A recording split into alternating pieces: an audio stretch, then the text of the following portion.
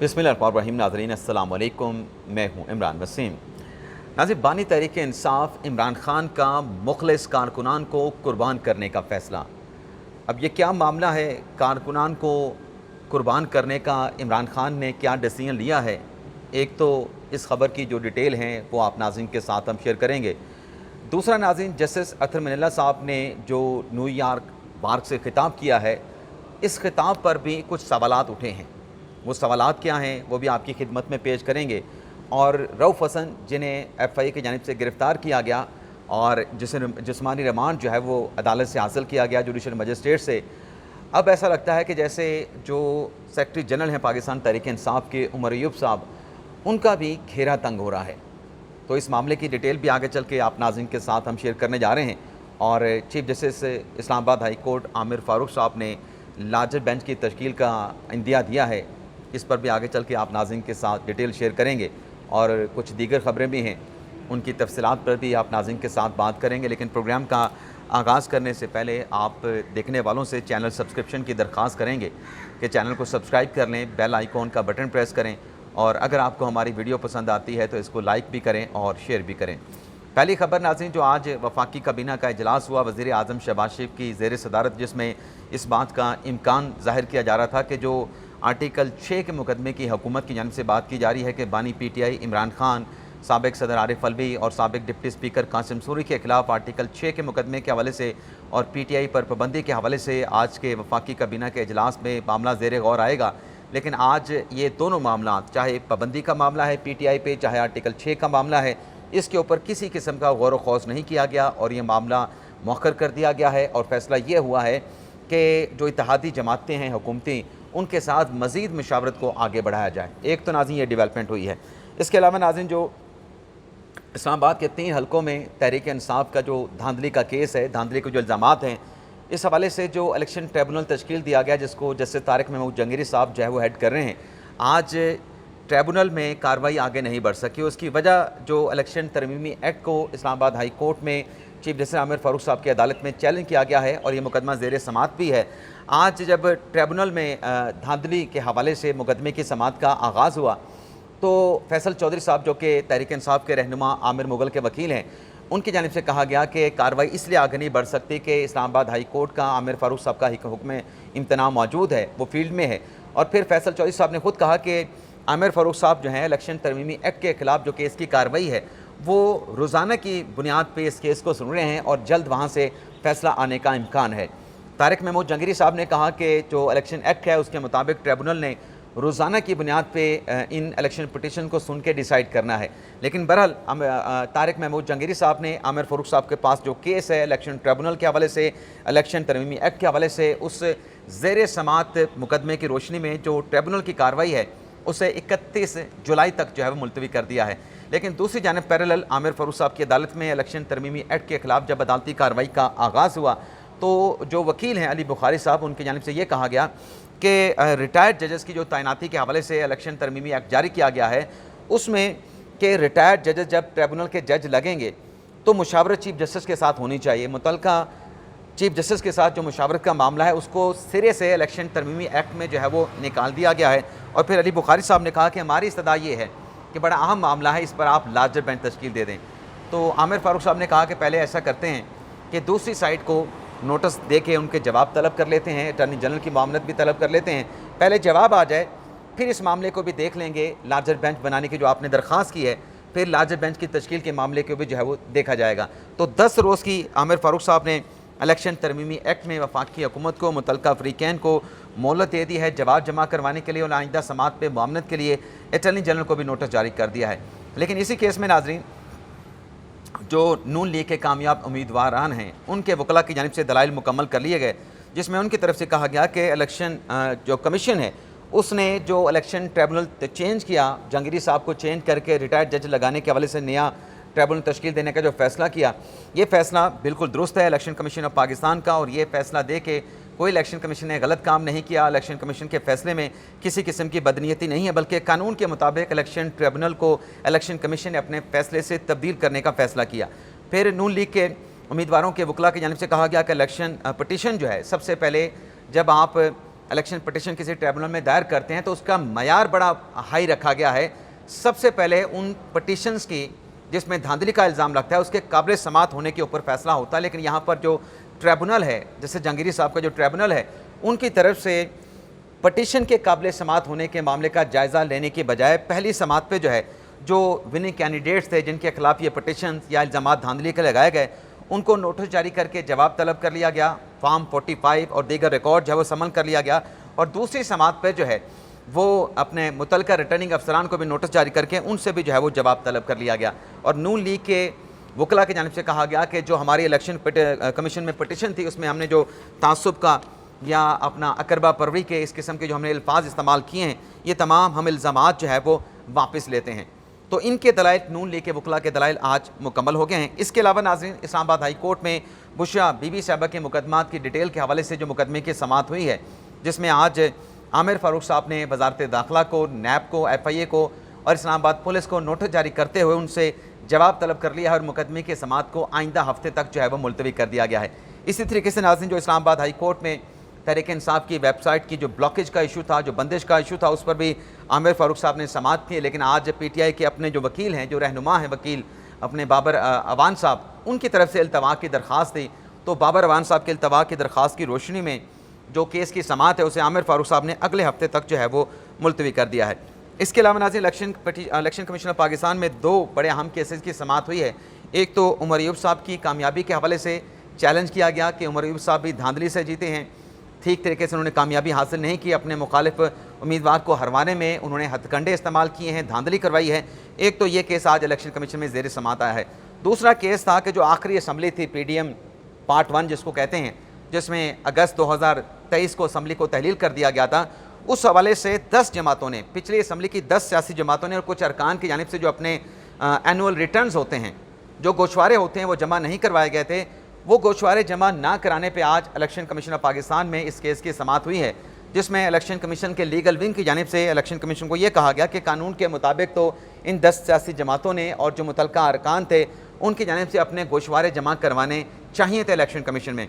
लेकिन असम्बली की तहलील के बाद जो है ये गोशवारे जमा नहीं कराए गए, जिस पर मेंबर KP की जानिब से कहा गया कि कानून तो इस हवाले से खामोश है कि जब वो रुकने असम्बली हैं या सियासी जमात के अरकान रुकने असम्बली के तौर पर मौजूद हैं तब तो वो गोशवारे जमा करवाने के पाबंद हैं। लेकिन अगर असम्बली ख़त्म हो गई है तो कानून इस हवाले से मुकम्मल तौर पे खामोश है कि क्या उनको गोशवारे जमा करवाने चाहिए। नहीं जमा करवाते तो फिर कानून उनके खिलाफ क्या एक्शन ले सकता है।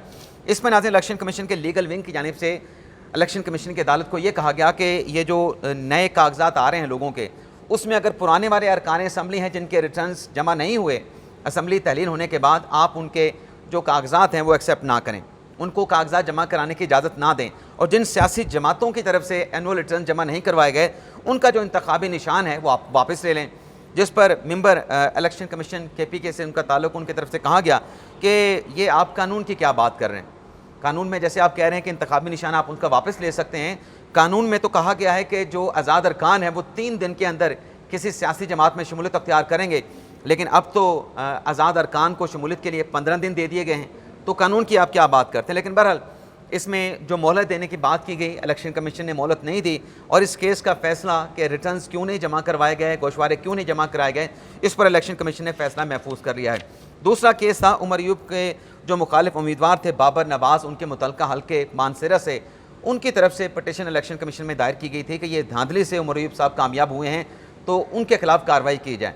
तो आज इलेक्शन कमीशन ने बाबर नवाज़ जो कि मुखालिफ कैंडिडेट उमर अयूब साहब के हैं, उनकी दरख्वास्त के ऊपर समाअत करते हुए इस केस का जो रिकॉर्ड है, जो इलेक्शन हुआ है जिसमें उमर अयूब साहब जीते हैं, उसका रिकॉर्ड डिस्ट्रिक्ट रिटर्निंग ऑफिसर मानसरा से जो है वो तलब कर लिया है और 6 अगस्त तक इस केस की समाअत को जो है वो मुलतवी कर दिया गया है। तो एक ये भी डेवलपमेंट हुई है। इसके अलावा नाज़रीन, लाहौर हाई कोर्ट में जो इमरान खान के खिलाफ 9 मई के 12 मुकदमात में जो उनका फिजिकल रिमांड दिया गया, उस पर लाहौर हाई कोर्ट के 2 रुकनी बेंच ने समाअत की है और फैसला जो है वो बज़ाहिर ऐसा लगता है जो चीज़ें रिपोर्ट हुई हैं महफूज कर लिया गया है और कहा गया है कि कल तक हम ये फैसला सुना देंगे जो इमरान खान साहब का 12 केसेस में जिस्मानी रिमांड दिया गया है। इस केस में नाजरीन सलमान सफदर साहब पेश हुए और सलमान सफदर की तरफ से ये कहा गया कि 7 मुकदमात में तो इमरान खान साहब नामजद थे, लेकिन 5 मुकदमात में सप्लीमेंट्री स्टेटमेंट की बिना पे इमरान खान साहब का नाम जो है वो शामिल कर लिया गया और जो इमरान खान का 12 मुकदमात में जिस्मानी रिमांड दिया गया है उसमें जो तरीक़ाकार अडॉप्ट किया गया है वो इलीगल है। सलमान सफदर ने कहा कि 9 मुकदमात में 14 माह तक बानी पीटीआई इमरान खान की गिरफ्तारी नहीं डाली गई। हमने 3 केसेस में ज़मानत हासिल कर रखी थी, जिस पे लाहौर हाई कोर्ट के जज साहब की तरफ से कहा गया, बेंच की तरफ से कहा गया कि 14 माह तक जो है क्या जवाज़ था कि पुलिस ने इमरान खान को इन 7 केसेस में जो है वो 9 केसेस में शामिल तफ्तीश क्यों नहीं किया। क्या ये मुकदमा सारी ज़िंदगी जो है वो इसी तरीके से चलते रहेंगे। जिसमें नाज़रीन जो प्रोसिक्यूटर थे जो सरकार की तरफ से पेश हो रहे थे उनकी तरफ से कहा गया कि इमरान खान की वीडियो लिंक के ज़रिए हाज़िरी लगाई गई और इमरान खान ने खुद दरख्वास्त की कि वीडियो लिंक के ज़रिए उनकी हाज़िरी लगाई जाए। लेकिन अदालत ने कहा कि कल तक, क्योंकि फिजिकल रिमांड भी ख़त्म हो रहा है, 25 जुलाई तक इमरान खान का इन 12 केसेस में जिस्मानी रिमांड दिया गया था, तो अदालत की तरफ से कहा गया कि कल तक इस केस का जो फैसला है वो हमारी तरफ से दे दिया जाएगा। जो भी अदालती नज़ायर हैं इस केस के हवाले से, इस केस की नोयत के हवाले से, आप वो अदालती नज़ायर जो हैं अदालत में जमा करवा दें। इसके अलावा नाज़रीन इस्लामाबाद हाई कोर्ट में अहमद वकास जंजुआ, जिनका जिस्मानी रिमांड दिया गया, पहले उनके मिसिंग होने के हवाले से, उनकी बाजियाबी के हवाले से इस्लामाबाद हाई कोर्ट में पटिशन दायर की गई, लेकिन इसी असना में जो अहमद वकास जंजुआ हैं उन्हें इस्लामाबाद की अदालत में, लोकल अदालत में पेश कर दिया गया, ATC अदालत में पेश कर दिया गया और उनका जिस्मानी रिमांड हासिल कर लिया गया। अब इस जिस्मानी रिमांड के खिलाफ जो इस्लामाबाद हाई कोर्ट में नाज़रीन पटिशन दायर की गई, उस पर आज जस्टिस मियां गुल हसन औरंगज़ेब ने और अरबाब ताहिर साहब ने समाअत की है और इस दरख्वास्त के ऊपर, जिस्मानी रिमांड के खिलाफ दरख्वास्त पर जो एतराज़ात थे उसे बेंच की जानिब से रिमूव कर दिया गया है और पीर तक इस केस की समाअत को जो है वो अदालत की जानिब से मुलतवी कर दिया गया है। अब आ जाते हैं नाज़रीन, बानी पीटीआई इमरान खान ने अपने मुखलिस कारकुनान को कैसे कुर्बान करने का फ़ैसला किया, इस हवाले से जो डिटेल हैं वो आपके सामने रखते हैं। नाज़रीन, इमरान खान की जानिब से एक स्टेटमेंट जारी किया गया है, एक पैगाम जारी किया गया कि उनके ऑफिशियल ट्विटर एक्स अकाउंट पे और PTI के ऑफिशियल एक्स अकाउंट की तरफ से उसको पब्लिक किया गया है, उसको जारी किया गया है। अब इसमें इमरान खान साहब नाज़रीन ये कह रहे हैं कि परसों मीडिया पर मखसूस एजेंडे के तहत बयानिया बनाया गया कि मैंने आवाम को GHQ जाकर एहतजाज पर उकसाया, जबकि हकीकत यह है कि तहरीक इंसाफ के तकरीबन 3 दहाइयों पर मुहित तारीख पुरतशद्दुद एहतजाज की कोई मिसाल नहीं मिलती। अभी नाज़रीन मैं जहाँ पे ठहर के वीलॉग बना रहा हूँ, यहाँ पे PTI के कारकुनान, पार्लियामेंट का जंगला तोड़ा गया, पाक सेक्रेटेरिएट में दाखिल हुए, PTV की इमारत में दाखिल हुए, वो सारी फुटेजेस मौजूद हैं। ये मैं साथ साथ एनालिसिस भी करते जाता हूँ, फैक्ट भी आपके सामने रखता जाता हूँ। और खान साहब आगे चल के कहते हैं कि गुज़िश्ता 2.5 साल के दौरान तहरीक इंसाफ के खिलाफ बदतरीन हथकंडे इस्तेमाल करके तहरीक इंसाफ को तशद्दुद पे उकसाया गया। यानी तहरीक इंसाफ वो कहते हैं कि पुरतशद्दुद जमात नहीं है, बल्कि जो हथकंडे हमारे खिलाफ इस्तेमाल हुए उस पर हमने जो है वो तशद्दुद पे उकसाया गया। तो जब यहाँ पे धरना दे के बैठे थे तब तो सब कुछ आपके हक़ में चल रहा था, इदारे भी आपके साथ थे, वो धरना कैसे दिया गया, लॉन्ग मार्च कैसे किया गया, उस वक्त तो आपको किसी ने उकसाया था। आप अपारा से, कश्मीर हाईवे से उठ के यहाँ पे आके बैठ गए थे और फिर आपने कहा था कि अब हमने वज़ीर आज़म हाउस की तरफ मार्च करना है, वज़ीर आज़म को गर्दन से पकड़ के हम बाहर निकालेंगे। तो वो किसने उकसाया था? जो आप कहते थे कि IG इस्लामाबाद को मैं गर्दन से पकड़ के फांसी पे लटकाऊँगा, अंपायर की उंगली खड़ी हो जाएगी, तो ये तो आप खुद कह रहे थे। और आगे चल के नाज़रीन इसी बयान में इमरान खान साहब क्या कहते हैं, मैं स्किप करता जाऊँगा। मेरी रिहाइशगाह पर अस्करी इदारे ने हमला किया। अब अस्करी इदारे कौन थे? पुलिस के इदारे थे, अस्करी नहीं थे। और वो क्या करने आए थे? अदालत का नोटिस इमरान खान साहब को उसकी कंप्लाइंस करवाने आए थे, वो नोटिस की तामील करवाने आए थे, जो पुलिस को अंदर जमान पार्क में जाने नहीं दिया जा रहा था। आगे क्या कहते हैं कि सिर्फ यही नहीं, 9 मई को अवाम को इंतशार दिलाने के लिए एक साबिक वज़ीर आज़म और पाकिस्तान की सबसे बड़ी और मकबूल सियासी जमात के सरबराह को जिस हद तक अमेज़ अंदाज में अगवा किया गया, वो भी किसी बड़े सियासी हादसे का बायस बन सकता था। लेकिन तहरीक इंसाफ के कारकुनान की सियासी तरबियत में तशद्दुद का कोई अंसर शामिल नहीं। तहरीक इंसाफ सियासी, आइनी और कानूनी जद्दोजहद पर यकीन रखती है।